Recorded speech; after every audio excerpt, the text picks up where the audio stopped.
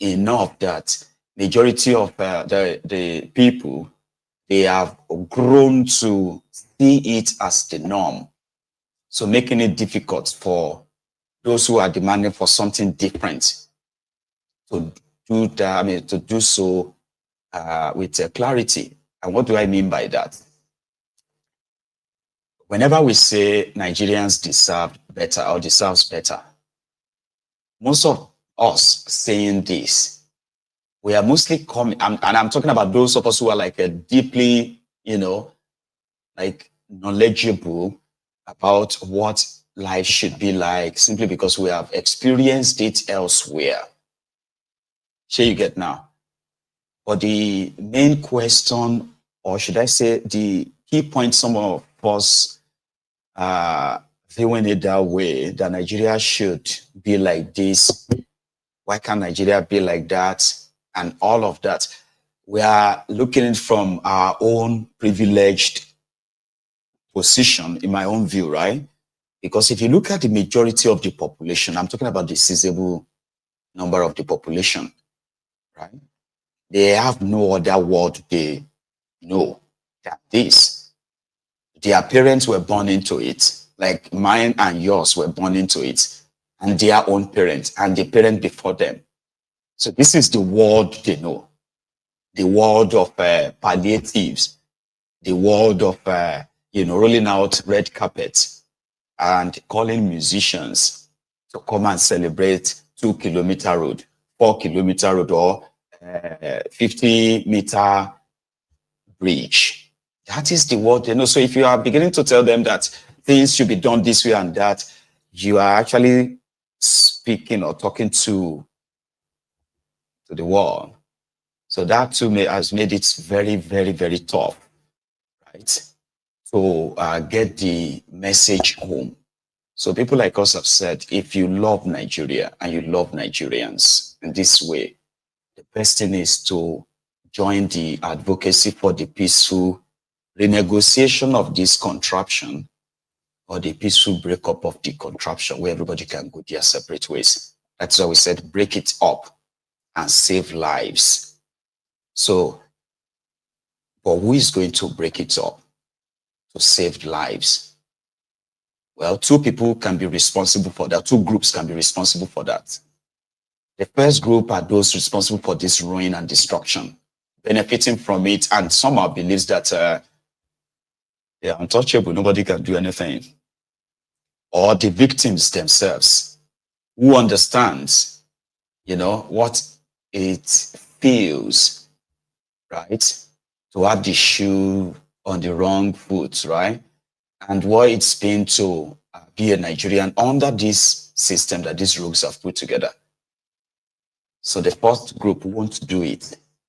The second group is so disorganized and divided. But somehow, there is that time that everyone believes it will, when, that's what some says, they said, when Nigerians are ready, they are going to leave all their differences behind. And they are going to meet at a point whereby they will first deal with the immediate problems and those responsible for it before going back to their several other differences. And that meeting point, the tipping point is what many philosophers or professors, I don't know, they have not been able to predict. But to some of us who have been monitoring the different developments in that place, political and otherwise, somehow we are putting our money on one thing, that the frustration in that place caused by the failed, corrupt APC, Egbekegbe at the national level, and their subordinate at the state level, the rogue mini emperors in the states, because they are all wallowing in that corrupt system, benefiting from it and all that. All right. So we then believe that now that group won't change anything. So those of you who are their victims, like I said, when you get to that tipping point at that last review, everyone else will align. And what is that? Yesterday was their democracy day, which is Demon Grace Day, so to say. you know, a day that was supposed to be a day of celebration of the 26 years, I think. Is it 26? Yeah, 26 or 27 years or so of democracy, 26 years of democracy in that contraption, uninterrupted. And the people's lives are now better off, things are like, something you can say, but there are still some shortcomings, though, but there are physical improvements in the lives of the people who have existed within this fraudulent system. So Tinubu used yesterday to sort of like massage his own ego, and others around him did the same. It was also yesterday that Peter Obi, the main opposition guy, and his obedient movement, which they dread a lot, by the way. So he granted a press release, which somehow resonated with some of his supporters and even the Ronukus themselves, because a lot of them actually probably listened. So on the Democracy Day, the president of that place is expected to give a speech, kind of reassuring speech and all that, mostly flowery words, just word salad, just garbage, right? But Kolu decided not to. He changed his mind the last minute. Initially announced that he was going to give a speech. Then he changed his mind. He decided to go to the National Assembly to address the joint session of the National Assembly, Reps and Senate, where rather than tell people how their lives have actually improved, where and where.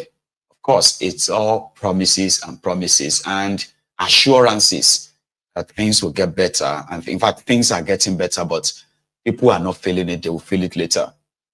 Obi on the other side was speaking on every sector of that economy that Kolu and this gang have actually failed woefully. Cadillac for Tinubu, poverty for the citizens. You know what I mean? He lamented about the poor leadership to start with, as well as the directionless, purposeless policies of Tinubu. Then he advised him that Tinubu should spend more time in visiting the Nigerian states to meet with the people, see them in their own, you get what I mean, like view them as their presidents and all that, And the obedient, as usual, they were all over it. Yeah, that's my president. Well, guess what? When the press conference took place, Peter Obi was framed as somebody that looked presidential, even though there's nothing around him to say is, speaking on behalf of any organization or political. It wasn't even speaking as an opposition leader or something. You know what I mean? Oh, that triggered the Ronukus a lot. So they started saying that it's like, Obi has formed a parallel government. The way he's speaking and addressing the people, he's addressing them like he's the president.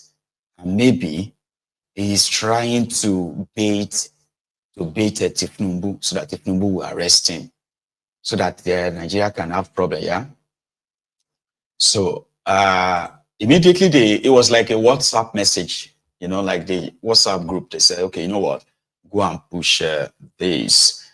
And since then, they were now like playing with the idea of, if they arrest them now, what's going to happen?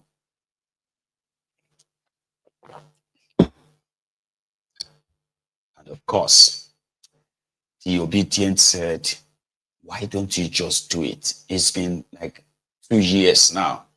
There are so many of you have been, meeting the idea of, the arresting waiting go happen. And you know me, Mayegun's diary political on a personal level, right? I've said this and I will say it again, okay? The obedient, Peter Obi and this obedient movement with the millions of people that are following him and all that, right? If they possibly get their act right, because you can't really run against Tinubu on obedient movement. It has to be a political party. Now, I'm not saying they probably would have enough resources to dislodge Tinubu, but that is not the end goal. The end goal should be, what would they do if they put their own, their own foot on ground, right? So, what would they do when Tinubu announced himself as the winner of 2027 charade? As many people are kind of like expecting, what would they do? That is that spark. So the idea of arresting him and all of that, that these guys are muting, is also a good thing. Because I don't understand. Some of them are asking that, is Nigeria now North Korea, where Tinubu is Kim Jong-un? Kim Jong-un, that, Baba, there is no opposition, or watch what you say, or you go straight to jail. Like, what is really like, also you see, to people like us, the idea of what's going to happen if we do it, like nothing is going to happen, is part of the symptom of people who are power drunk. They want to test the limit of the supposed people, right? And maybe it's a good idea, you know. The obedient are saying Tinubu will not be so daft or stupid, right, to lay his hand on Obi. And I'm like, why not? Let him try it. You just don't have a clue what these guys are capable of doing. And I would love to see that. So until then, right, somebody like me can always, like, give you a bit of a push. So whatever will make Olu's DSS to even announce that they are inviting Obi could be the beginning of, okay, I don't want to be the prophet of doom to these guys, but it could be the moment of the unraveling truth that a lot of you have been hiding from. And it will include that point where all gloss will be off. So you can now, when people can give you your madness for your madness, where you can't really intimidate them into, gaslight them, blackmail them, and the rest. They look like, give you your madness for madness. At that point, especially those who are like the Ronukus, at that point, maybe it will be ideal to begin to tell Tinubu to use the last few months or maybe 1 year, the earlier the better, to use whatever time he has right now to begin or to activate, the renegotiation towards the breakup of this contraption. Now, you know what I mean? So, because a lot of you will discover that as much as you are pushing your tribal bigoted rhetorics around for political mileage and all that, if these guys get their hearts together and your tribal, ethnic, religious, and the rest of other cards that you've been playing and accusing other people of playing would have come to an end. You know what I mean? And the last time when you made a declaration to say the Igbos should go back to their region, it will probably be around, it will be the time for you to mean it. The last time you didn't mean it, this time you will mean it. So me, I want to see when the implosion is it's building up right now. I want to see how it's going to end. Because at the end of the day, everybody will stop lying to themselves. We all know, starting with Tinubu himself, nobody likes Nigeria. Nobody is a Nigerian. Everybody is looking for an opportunity to also grab wherever they can grab. And as usual, right, to take care of yourselves and your own loved ones, not even your people. So the cycle is going to end somehow because it is unsustainable. Likes of Tinubu and co, they know that it's unsustainable. So if they have anything left that they can possibly pull, I'm talking to you, the Ronukus, right now. It will be that idea of everybody to go their separate ways. Not that Tinubu will be ruling Nigeria till 2031, because that may never happen. Because this is not about the power he has to declare himself. I'm saying this to some of you right now. And I think that is why, on Mayegun's Diary Political, my kind of analysis, the trajectory I'm going to take my message to, especially for you, the obedient, is to get yourselves prepared for post-charade. That is the most important one. The last time, Peter Obi said he had to follow the law and what have you, because it would have been worse if he allowed you to stand and reject that fraudulent 2023 charade rather than just lament and complain on social media. But this time around, even you, the obedient, are already saying, you rig, you die. Rig and Rose. When you go to the polling unit, the first thing is you identify those who are your obedient or fellow obedient. Then you identify those ones who are the Ronukus. Once they start moving mad, you yourself, you begin to sanction, begin to charge your own madness too. Activate everybody around you. Let them know that it's about to go down. And when it's about to go down means when they want you to run away, you get what I mean? They can meet you aura for aura. Aura for aura. Or, Asian for Asian. This is part of it. And to the Ronukus, this is a threat. How dare you try to tell us that you are going to fight back? We are the one that is always violent. We are the one that controls that. So you mean if we come to shoot you that you can't vote or anything now, you're going to fight us back? Listen, come and see, these obedient people want to cause war in Nigeria. They said that they are going to. I've seen a lot. I'm just saying. So don't let anybody gaslight you. Don't let anybody gaslight you. Indeed, though, because it is the post charade, the real deal. You get? So it's going to be interesting. A lot of people have been putting different permutations together, like this one versus that one. I don't care. My own be say, when you all agree that this APC, Egbekegbe, you are done with them. It is not just going to be, we are done, because they have all it takes. They have all the, all the clouds, right, to keep the power, including if they have to kill few of you, because killing you it won't be the first time.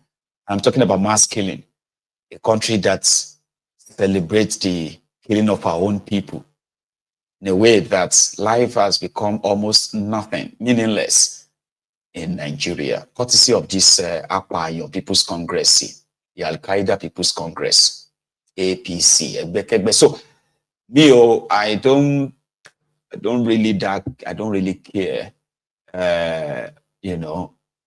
how you end up tearing them apart. But when people sees that it is happening, a lot of these other, other different kind of like dissenting views, majority of them will align straight away. I've seen that happen before. I want to see it this time.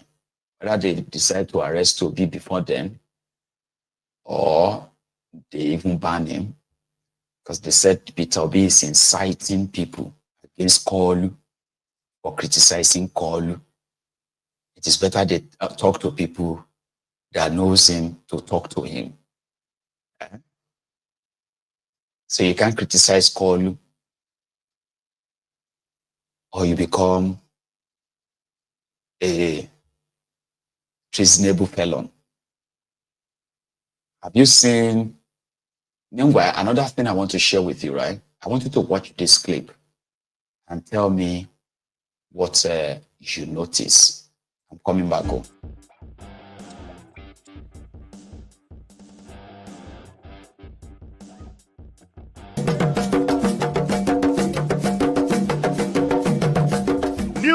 prompt road.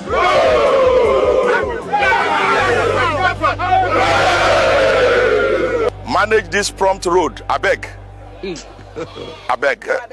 God have mercy upon us.